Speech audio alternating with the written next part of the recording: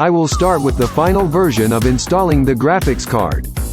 Today, we will go over how to install the graphics card correctly. First of all, I will explain the process of removing the graphics card when upgrading or replacing it. We will proceed.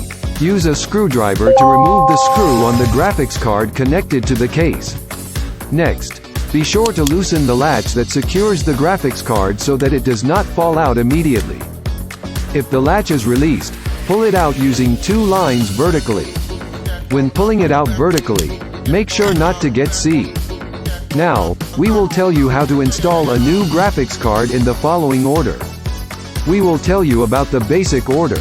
I'll show you the back plate first in case you're confused about the mounting piece. On the other hand, you can see the part where only half of the soldering is done for the octuple and quadruple, unlike.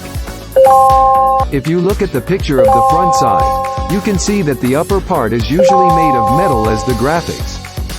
How to open the latch?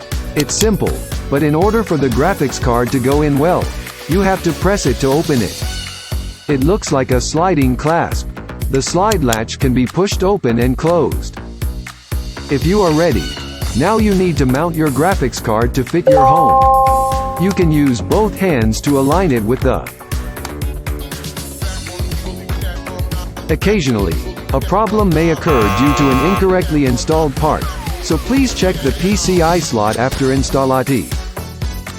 Yongsang Jol Sichongasyasnayo, Yanjudeunji Gungjiam Hamyan Alaban Holo Yanlagjuseo, Yongsangi Uaziasdamyan Joheo Butajdeu Libnida, Ising Gijang Iasu Nida.